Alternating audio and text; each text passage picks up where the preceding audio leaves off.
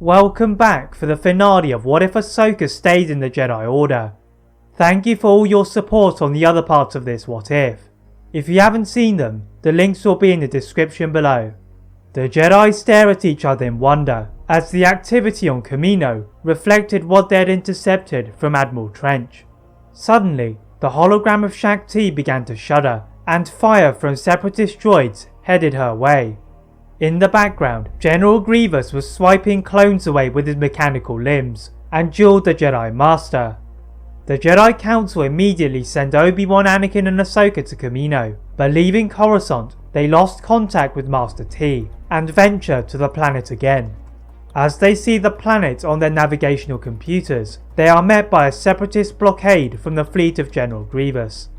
Without the support of the ARC-170 starfighters, the three Jedi have to journey on their own. Obi-Wan is the first to be attacked by a swarm of buzz droids, and Anakin pushes Obi-Wan towards Grievous's dreadnought, whilst Ahsoka carves her way through the Separatist tri-fighters. The three Jedi slide into the hangar bay, and have to battle through a legion of super battle droids, then find escape pods to the surface below. Ahsoka and Anakin find a path to the platform, but Obi-Wan is only able to find the water, and they have no time to help Obi-Wan to the clone complex. The Jedi rush in and attack the droid army by surprise, asking nearby clones for the location of Master T. Running through the blaster fire, they find Shaak Ti pinned to the floor by Grievous and several Magna Guards. Ahsoka quickly leapt forward and force pushes Grievous, whilst Anakin pulls the body of Shaak Ti to safety and duels the recovering cyborg. Having heard about the skill of Grievous from Obi-Wan and Ahsoka, Anakin was prepared for the ferocious speed, but could not use his power to find a way through its defences, and was forced to retreat until Obi-Wan ascended from a hatch. The Jedi Master blocked Grievous before he could reach Anakin, and together with his padawan, pushed him into one of the machines, pressing the cyborg on any information on the Sith. Grievous mocked the Jedi for being blind to what was in front of them, and Anakin lost his patience by slicing him into two. Obi-Wan is annoyed at Anakin until they hear Master T ordering them to move, and they escape to the outdoors. Several gunships of the 501st Legion descend to rescue the three Jedi, and they leave for Coruscant again, this time with the corpse of Grievous. On the journey, they discovered that Shaak Ti and the Republic forces had defended the area from remaining Separatist forces, and holograms of the mysterious Sith Lord Darth Sidious, but there was no clue as to his identity or his whereabouts. Landing near the Senate building, Anakin is surprisingly sent to the Jedi Council chamber, and Yoda grants him the rank of Master for his efforts in defeating Grievous. The new Jedi Master wants to tell Padme of finally achieving the prestigious title, but he is stopped by a transmission from Supreme Chancellor Palpatine. Anakin entered the office of his mentor, and Palpatine's chair swiveled towards him. Getting out of his seat, Palpatine congratulated Anakin for the rank of Master, and that it was considerably later than it should have been. The secret Sith Lord continues to attack the Council for their treatment of Anakin, and the Jedi Master begins to have doubts about his place in the Order.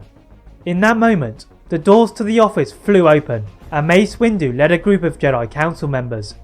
Anakin turned to Palpatine in confusion, blocking the Jedi from his mentor, but Windu orders him to move.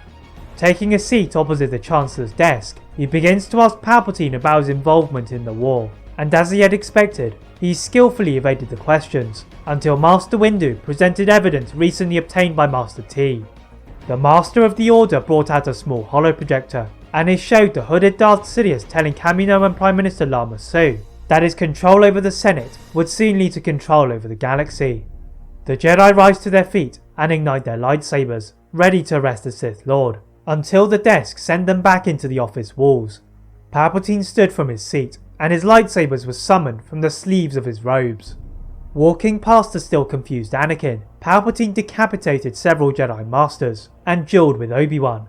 The Jedi Master was still feeling the effects of his trip to Kamino, and Palpatine cut his shoulder.